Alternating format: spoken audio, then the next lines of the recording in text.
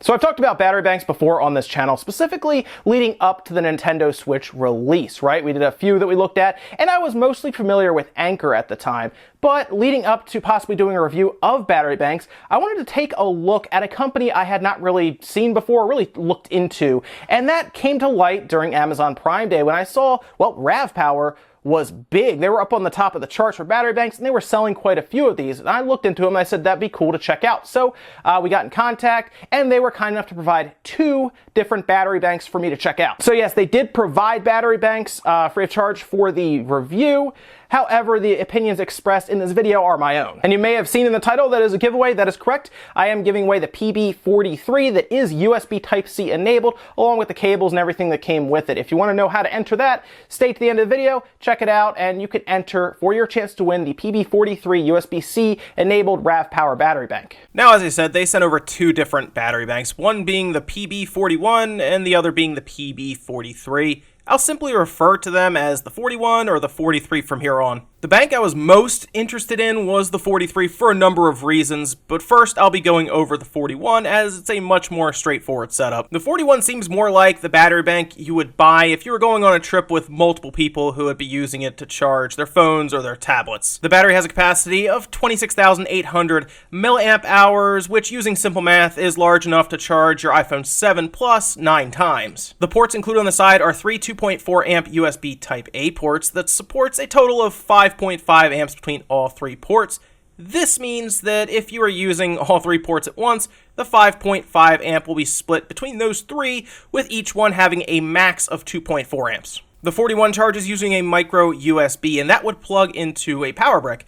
I recommend using at least a 2 amp power brick, otherwise it will take quite a while to charge this battery bank. Even a 2 amp brick can take up to 10 hours to charge due to the larger capacity. Now you can tell how much power the battery has left by pressing the button on top. That will illuminate 4 LEDs, each representing 25%. And as I've said before in previous reviews, I would prefer to see some sort of small LCD to display an exact number, as this method does use some guesswork. Looking at the build quality of either of these battery banks, it's pretty good, but it's not great. While the overall feel is sturdy, it's still plastic, which can leave it feeling cheap depending on your tastes. The battery itself is sealed up well and does at least feel strong overall, but I think I would have preferred a brushed aluminum casing instead, just to make it look more premium. Now let's get to the battery bank I was most excited to check out. I have said in the past that USB-C on a battery bank is a must if you are buying for your Nintendo Switch, or in this case for newer phones such as the Galaxy S8. The RavPower 43 fits that criteria, boasting a 3 amp USB-C port alongside a standard quick charge port that allows up to 3 amps for compatible devices, and a 2.4 amp USB port for everything else. This battery bank, in my opinion, is for more personal use, as in you probably won't be sharing and charging multiple devices at once. Now don't get me wrong, this battery can charge multiple devices, but the battery capacity is smaller at 20,100 milliamp hours, and the big selling factor is obviously the USB-C port, something it has just one of. The interesting thing about the USB-C port is that you can charge the battery bank through that very same port, and a 3 amp charge is possible as long as you have a compatible power brick. You can of course also use the micro USB port,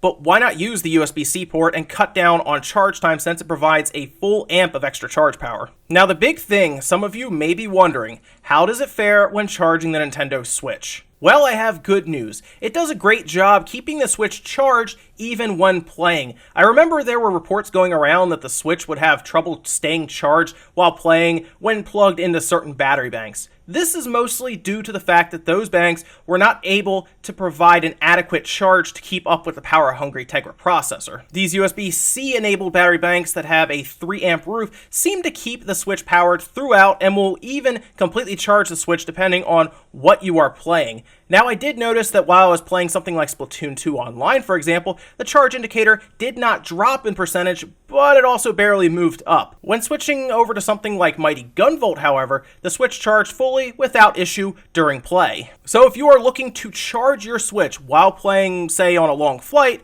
the RavPower will at least keep your Switch charged until the battery bank completely depletes, which would take a while considering the 20,000 milliamp hour capacity. I like the RavPower 43 from a functional standpoint, but the included cables and accessories leave a lot to be desired. Looking inside the packaging, I found a micro USB cable and a cap to turn it into a USB-C cable. Not even a charge brick is included, which is a bit of a downer. RavPower should consider including a native USB-C cable in their future battery banks, since that seems to be the port of the foreseeable future. Just know if you look to buy one of these battery banks, drop at least a 2 amp charge brick into the cart with it. Now, the last thing to talk about here is pricing, and the pricing on these seem to vary quite a bit. Generally, I go through Amazon for a lot of my purchases, right? I think a lot of people do. It's just we go to the site, if we have Amazon Prime, we start shopping, we generally buy with like one-click checkout or whatnot, but these are both on there, which is great. In fact, the manufacturer, RavPower, provided links for all of these down in the description, and they also gave coupon codes for anyone who was thinking about buying these.